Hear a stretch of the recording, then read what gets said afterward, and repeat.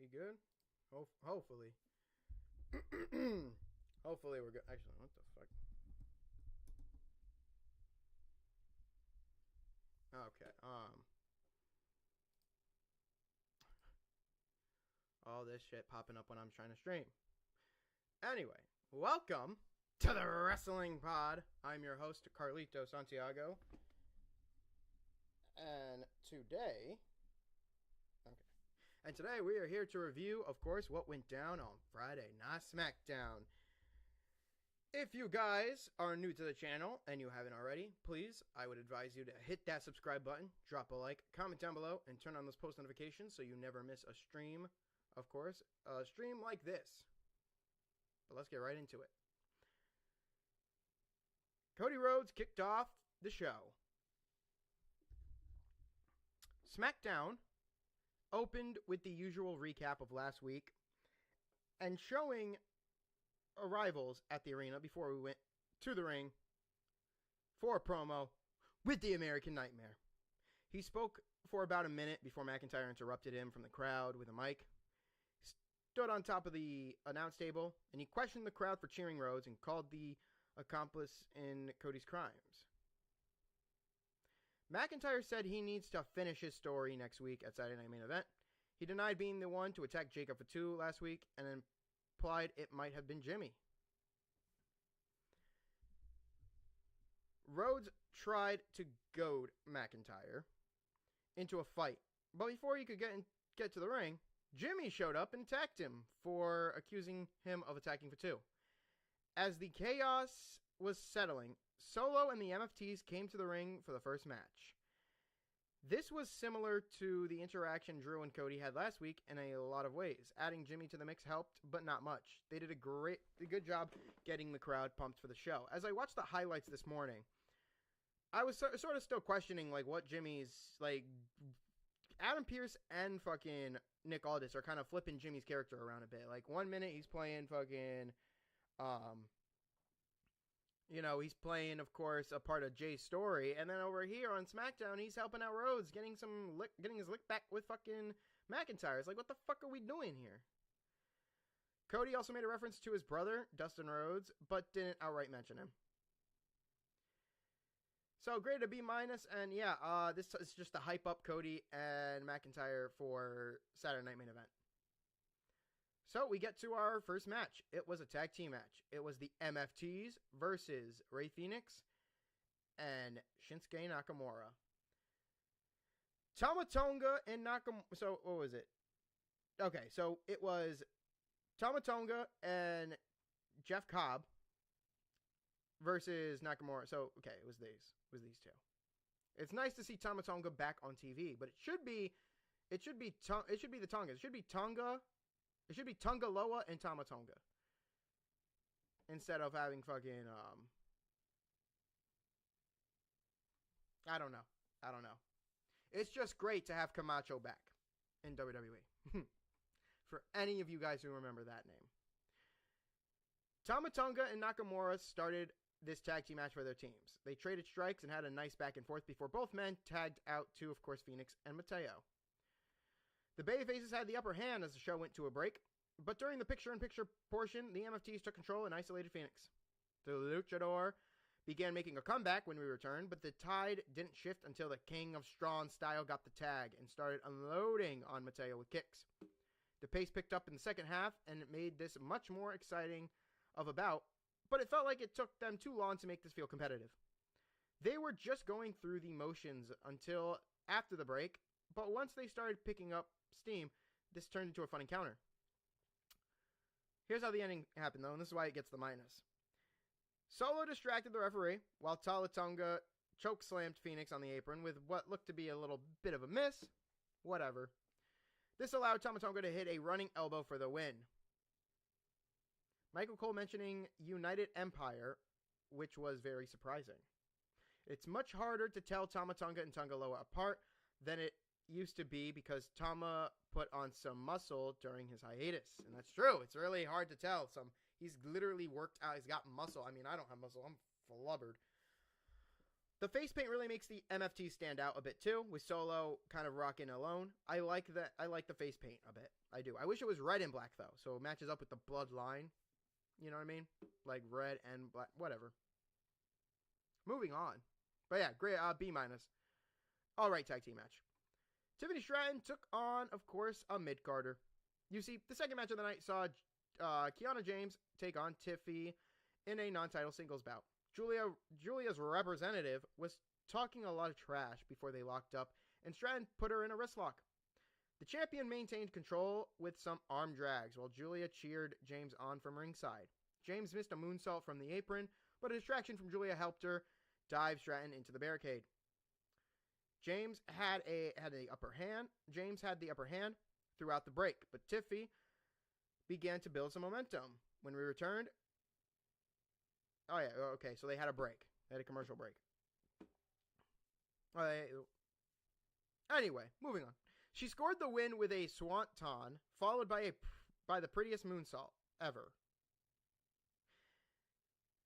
Now, this too also got a B-, but I think I'm going to change this grade to a B+ for a couple reasons. Now, check this out. Even though the match itself is about a B-, C+ maybe, it gets a plus for one, or actually, no, we're going to make it a B. We're going to change this to a B for one reason. It doesn't get a minus. I think the minus is the fact that Tiffany has to take on a mid-carder. The best thing about this match was that it reminded a lot of people that James is actually a good performer. But she's still a mid-carder who has a very few chances to show it on the main roster. Both women put on a good effort, but this match was predictable as it gets because the post-match angle was where it gets the B. Julia attacked the champion, but Jade Cargill came out to make the save. As they were celebrating, Cargill ended up clotheslining the fuck out of Stratton and turning heel for the first time in her WWE run. It took several security guards to stop Jade, but the damage had been done. So, Stratton defeated James via disqualification. Maybe that's why the negative is there. But I think I can overlook the negative with, of course, finally Jade turning heel and being more of a factor to Tiffany Stratton. Jade should have won at SummerSlam, the women's WWE title, and of course turned heel that next SmackDown. So that you get Tiffany being the babyface to chase back after the title, instead of us looking at the story of Jade becoming a heel. But it's whatever. It's whatever. Maybe they're prepping up for Bianca to come back and beat Jade. Maybe Jade be heel, have Bianca be the babyface. Possibly. Chelsea Green was trying to join forces with Julia and James backstage, but she was rebuffed. And Nikki Cross was seen but not heard. There were also several ads for Braun Strowman's food show, which airs its premiere after SmackDown. He seems genuinely excited for his project. That's great. Yeah, nothing much here, so we can move on. Grade change to a B for the post-match angle. The U.S. Open Challenge was next, and I thought this was great. Dragunov found Zayn backstage and thanked him for the opportunity last week. Zayn told him to be careful because the Open Challenge can be unpredictable. Anybody could be taken away by this opportunity. The new champion came to the ring, gave a promo about his recovery over the past year, before issuing an open challenge for the title, to which Aleister Black answered. Zelina Vega actually accompanied him to the ring for the first time. I want to mention this because if they don't really do this. They could have had an awesome feud with Black, and I mentioned this to Lewis. I mentioned this to him. The entrance that Aleister Black did with Zelina almost felt like a reference to Karrion Kross and Scarlett, but it's too bad WWE released Scarlett and Karrion Kross because that would have been a great feud to see. That would have been nice. Aleister Black and Karrion Kross. Oh my god, that would have been perfect. This was the first time these two had a singles match, and they wasted no time getting right to the good stuff. They didn't try to ease into it with a lockup or some holds. They started throwing punches, chops, kicks, whatever the fuck they could throw right away. Zelina Vega took the champion down with a Hurricanrana, while Black distracted the referee, allowing the Dutch Destroyer to take control as the show went to a break. Zelina usually did the same thing when she was teamed up with Andrade. The match lasted through 2 breaks, so they had plenty of time to work. Black and Dragunov are obviously 2 talented performers, and WWE may have found a great feud by pairing them together. In just 2 matches, Dragunov has quickly established himself as one of the most exciting people to watch on SmackDown. And with Black as a dance partner, they ended up stealing the show. See, Vega was caught by tripping Dragunov and was ejected from ringside. That was when Priest came out looking for some revenge. The distraction allowed the champ to hit the Torpedo Moscow for the victory. Priest took out his frustrations on Black after the match, but Vega saved him, of course, and they escaped through the crowd. Priest is still not done with Aleister Black. Honestly, the best thing on this show so far, you could probably say the tag team match, but again, I think this is something to go out of your way and see. So another an A- is fitting for this. But then we got a no DQ match for our main event. It was Jimmy Uso versus Drew McIntyre, which was booked by Nick Aldis after they fought in the opening segment. So, Jimmy met Drew in the aisle, and the fight started early. The Scottish Warrior got the upper hand as soon as they got into the ring. It didn't take long for the fight to spill back out of the ring and into the crowd. We returned from the break to see McIntyre controlling the pace until Uso sent him out of the ring with a kick to the head. Jimmy had some help from a fan running across the barricade, but he ended up jumping right into a belly-to-belly suplex. A hard-fought match with some good spots. Uso and McIntyre are both veterans at this point, so it wasn't surprising to see them put on a good show for the crowd. As though it looked like Big Jim was about to win, McIntyre threw a chair in his face and then hit the Claymore for the win. But we don't just stop there, because Drew McIntyre was about to kill Uso. So Cody came out, made the save, threw McIntyre into the timekeeper's area, went back into the ring to check on Jimmy. Well, that was costly, because McIntyre came back into the ring and Claymore Cody to end the show. Graded a B. Disqualification. They used the use of tables, chairs, whatever the barricades around the ring. I liked how they did it. So yeah, you know what? Graded this a B that you want. But again, the Slim Jim. I'm sorry. The Slim Jim fucking partnership needs to end, dog. Like, I hate the Slim Jim shit on the fucking table. It sucks. It's a distraction, really, when you pull out the tables. I just want to see a regular table. Like, I just don't want to see a regular table. Stop with the Slim Jim fucking, stop with the Slim Jim stickers on the tables. It sucks. It sucks. It honestly sucks. It's garbage. Grade or B, and I agree. And, well, there was no grade here, but really, what is the final grade?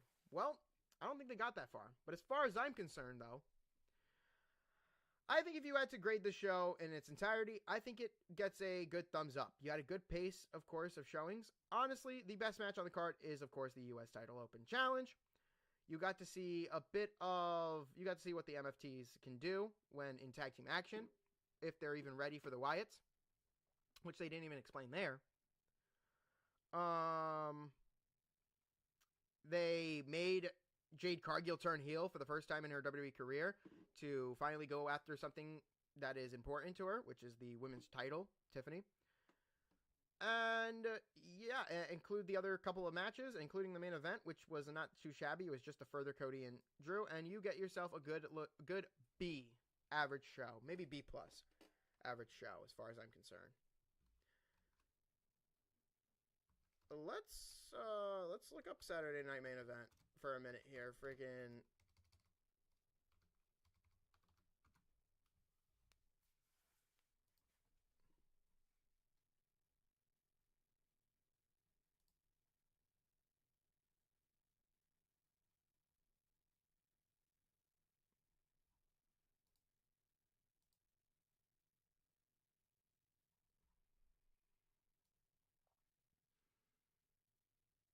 They went too far down.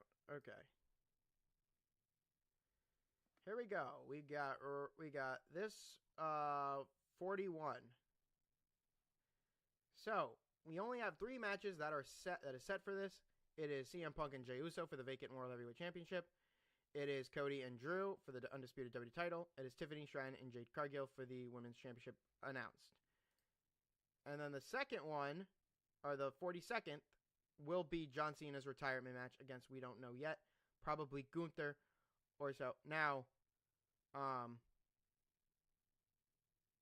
this will be good. But remember, we do have Survivor Series to get to first before we do John Cena's shit. And nothing has really been announced for this. We know 2 Survivor Series War Games will 2 Survivor Series matches will be put forth. This is not really the poster yet. Maybe Mysterio will fucking get that. They're going to be in West Coast time, so we need to find out what time Survivor Series is starting. Because that's typically where...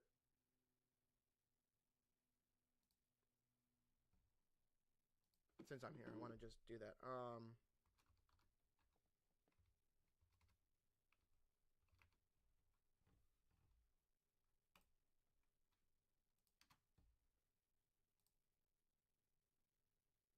Oh, good start time. 6:30 p.m. I like it. Cool.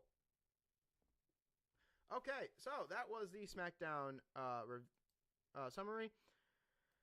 Let me know what you guys think in the comments down below. I can't wait for Survivor Series. I cannot wait for John Cena's last match, even though really I'm not. So, Lewis will be back. I'm trying to actually think. I'll be here on Tuesday, I'll be here Tuesday to give you the Raw review and the SmackDown summary for next week. And Lewis will be giving you the NFL games. I don't know, either Monday or Tuesday, but you guys will see it uploaded on YouTube. So, until next time, peace.